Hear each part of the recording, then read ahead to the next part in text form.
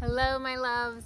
We're gonna dive into a video today about non-monogamy and if it's right for you as a woman, by a woman. I am not only a woman's somatic intimacy coach, integrated female embodiment guide, and pelvic health educator, but I have about 10 years of non-monogamy under my belt. So I am not new to this. I am true to this. It is a subject that I really, really love to talk about under the right circumstances, which means that I really love to have this conversation with people who are ready to approach it with curiosity and open-mindedness. And the reason I am making a video particularly on this topic is because it's the question that I get the most, and I have also experienced my own personal relationship with this question. So this is going to be more of a conversation rather than let's do a bullet point list of checking over all of these things. Some of my other videos have that and it works really great. I think this just needs to be a conversation, and so I will start speaking a bit from a personal level. I said I'm 29 now, so I have I think since 18 I haven't been in any actual official monogamous relationship, but I'll say the last 5 years are when I really started to approach non-monogamy with an ethical, conscious approach. Before, it was very much me coming into adulthood, coming into womanhood, trying to understand love and relating, and with that, what it looked like for me was I was 18, I was 19, and I just remember being being in college, leaving my family, and meeting a lot of boys, and being like, oh my goodness, like all of these boys that I am meeting and connecting with, they offer different things.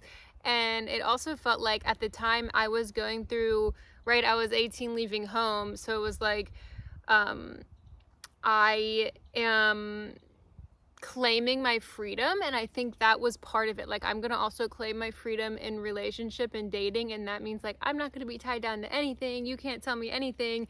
And I really am so grateful for this time period in my life, because as I look back on it now, that was really me coming into like what I wanted as an adult woman in intimacy and what really felt true for me. And I also want to add to this that I come from a Christian background, from a religious background.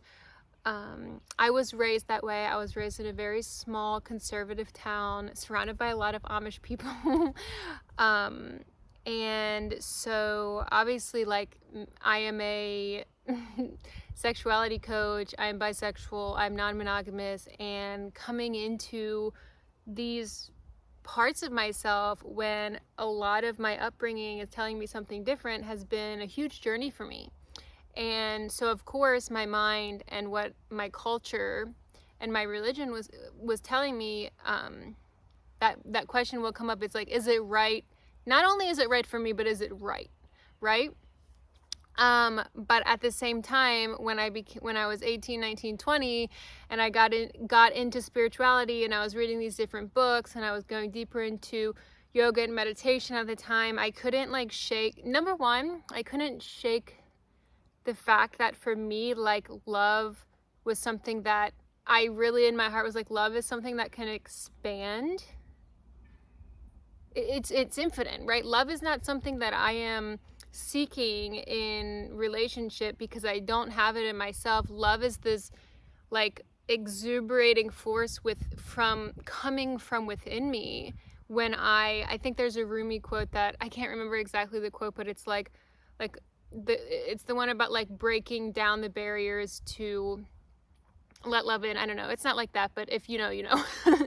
But essentially it was like, yeah, the way that I am experiencing love, like, of course it's not like pie. Okay, you have a little bit of love for this person and therefore you don't have enough for somebody else. And I also knew that, like, if I ever wanted to be a mother, like that wasn't going to be the case with my children either, that okay, now I have 4 kids and by the 4th one I love them all less. I think actually the opposite. I really felt in my heart that. Of course, that goes into the conversation of, well, what about time? What about energy? Totally. Like that, maybe we'll get here in this video, maybe for a different video, but that's true. But at the core of it for me, it was how I really viewed love. And I also will say that one of the things that I work with my female clients in coaching is exploring core desires. And core desires are essentially the reason that we go to sex and intimacy. So that would be like, in sex, I want to feel taken. I want to feel ravished. I want to feel used. I want to feel worshipped. I want to feel devoured, whatever, you know, but getting to the root feeling of what you're really wanting. And oftentimes, most of the time, this is connected to our childhood, and they're pretty stagnant. I mean, life is ever changing, but those tend to be, for most people, like very consistent throughout our life. And for me, like this is super very personal, but like I was like having, most of the time when I was like in a moment of turn on, or I was like, okay, I'm gonna lay out in the grass and I start to fantasize, it always was involving like, I have a boyfriend, and then he goes out and he has sex with someone else, and he comes home to me and our love gets even stronger. Like those were the daydreams and the fantasies that I was having, you know? And then, I don't want to skip ahead too much, but this is really important, right? These moments of when I feel open, and when I feel, because this is some of the best advice that I can give you about this. In the moments of openness and turn on and fantasy and desire, like where do you go to? That's one thing. And then also when you're anchored in your body and your values in life, where do you go to? Because for me, both of those things were like, well, when I'm anchored in my values and how I experience life, love is infinite and ever expanding. And also in my moments of fantasy and turn on, like these fantasies or these what's playing out is like definitely not like finding us one soulmate and getting married and having happily ever after. It just wasn't that for me, which is interesting, right? Because that is what most of the majority of the friends, the women that I grew up with have done and are doing. So that's when the mind really starts to come in and is like, is this right for me? Because there's a lot of people that say it's not, and because this is not what most people are doing. However, there's something pulling me, there's something stronger here, right? So when I look back, it was, those things are very prominent for me. And the other thing that I will say is like, yes, going back to like, I'm 18, 19, I'm in college, I'm like very like dating people, getting like super, very much in the energy of like extroversion, of like, give me more from all these people and I'm gonna take from it and I'm gonna use it for my life, you know what I mean? Not necessarily codependence, but just the exuberance of that extroversion. And then when I fell in love, when I was like 20 or something like that, this was like the first relationship where I remember we started to fall in love, and we were like starting to be more intimate. And I remember saying to him one day, like, you can still have sex with other girls. Like, I remember saying that to him and being like, what is he gonna say? So in my case, like, what I want to say about this is, in my case, I tended to be the one, looking back, that was initiating that, right? I definitely talked to a lot of women where they're like, oh, I'm in my monogamous relationship with my partner and he wants to explore these things. And oftentimes we see it as like the male kind of coming and initiating that conversation, which is cool too. But that's also another story of like, do men tend toward monogamy more than women? I like that conversation too. But anyway, back to this. So I will say, in my life, I was the one who was like, okay, Like, I'm gonna tell him he can still do this, and it's gonna be so much fun, and then I can still do that too, and then we're gonna come together, and it's gonna be so hot and sexy, you know? And I remember in that experience, like, even when I told him he could, he didn't. And that was something, now that I'm older, now that I'm 29, I realized, like, for me, it was probably some sort of test, because I would find me very hot if he took the initiative to, like, not really give a shit, and he did that and came back and was like, yeah, I'm gonna own this, and I liked it, and also I love you, because it feels very, like, dominant for me. It feels very like, yes, I'm initiating, but then he's going for it, and I love that. And I will also say, I actually was not expecting this to be as personal of a video as it is, but hopefully, like, my personal experience can help you. I had this recurring fantasy also of, like, I just want, without even me telling, like, a guy that, like, we're together, we're in love, and he goes out and he has sex with another girl, and he comes back and he tells me, because yes, I found it to be sexy. It was a turn on for me, but also because it was like, who am I in that situation? And I think I tend to be, oh my gosh, look how much you can see the shadow of my phone. Sorry if that bothers you. I don't really know how else to, I'm not a professional here. I'm just a professional yapper. Okay. So, also, who was I in that situation? You know, like, was it going to be different in my mind than it would be in real life? And yes, it is. I have learned that very well, but I'm grateful for all of those experiences, right? And I think that when we approach life with more curiosity and openness of, like, who will I be in this, versus, like, let me put every fear around it to keep it out because I'm scared of it, like, we realize, like, our capacity to hold things is really big. And even when we reach a moment where we feel over capacity, which is a nervous system thing, like, we can grow our capacity for that if we want to. Now, I will say, you don't have to be somebody who's like, I really want to be super edgy in a relationship, and I want to grow my capacity to hold, and I want to eroticize my jealousy. You don't have to do that. I have that personality. I have that wiring, maybe, in a lot of ways, but it's not the right way, right? It's just been it's just been my journey. So anyway, yeah, I was like, when I was young, it was like exploring, like, you can do that, but it wasn't actually, like, what I would say ethical, in the sense of, like, we didn't really know what we were doing. We didn't really have agreements. It didn't really work out the way we wanted it to, right? And so, you know, life happens, years go on. I went through a long period of celibacy, really, really beautiful. Maybe can talk about that in another video. But the last 5 years, I've been with my current partner, my primary partner, and this is when I've been able to really explore non-monogamy from a conscious approach, meaning we have dove so deep into creating our container and what works for us. What do I need? What does he need? How can that work together? What are our non-negotiables, and what are our things that we're like, okay, maybe, maybe not? Some of those have had to be created because we went past it and we're like, ooh, that doesn't work for me. And yeah, that has been scary. Sometimes that has been intense, but it has been such a growing experience, and I'm so grateful for that.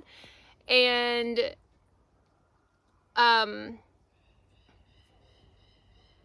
what do I want to say here? Like, in terms of, is it right for me? Like, all of us, if we grew up in the West, if we grew up in the West, where and I talk about this in a lot of the work I do with women in my courses, our only model, 95% of us, is monogamy. Our only model is, you have one soulmate out there, you are on a constant search for them. That soulmate is the opposite sex. And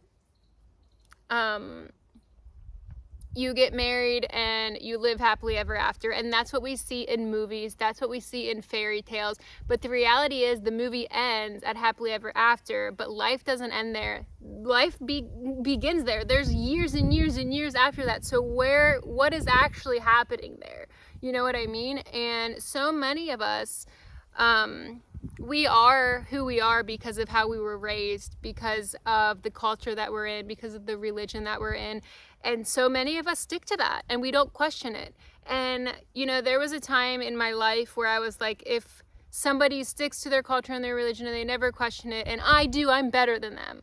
But the truth is, that's their journey and this is mine. Yeah. And that's a big thing, right? Because I would look to my parents like that sometimes, of like, why can't they question this the way that I do? Why am I the one, the black sheep, you know what I mean? But at the same time, that is their journey. And this is mine, you know? And with that being said, I just want to say that, like, the question of, is non-monogamy right for me? It's going to be a question for almost every single person who chooses non-monogamy in the Western world, because we don't have models of something else, right? We only have like, hey, I have these core desires and these turn-ons in me, and I have this like deep value of how I see love and relating, but it's opposing everything that I see and I learn, and I don't have models of it, and that's really scary. And that's so true, right? One of the biggest things for me, wait, before I say that, is like, if you feel the truth of this, it's like, yeah, you have to have a real passion for claiming your truth when it's scary, and being willing to live in that truth. And not everybody is going to do that, you know, but you can if you want to, and I will tell you that. And that is why somatic work, that's why I'm a somatic coach, and that's why I love somatic work so much, because when we don't have models for certain things, we don't have the capacity to actually hold them when they happen in real life. We can, our fantasies are very expansive, so we can expand into them very far, but our body and what our nervous system can hold, we have to grow our capacity for a lot of those things, especially when we haven't had models of them. Because it's like, oh my gosh, this thing is happening, like I'm exploring with another person, my partner's exploring with another person, and it's okay and it's good, but oh my gosh, is that right? Like how and it feels overwhelming, right? The nervous system, more than it works in good and bad, it works in big and little, right? And big things are like, is this safe to go here? Is this okay?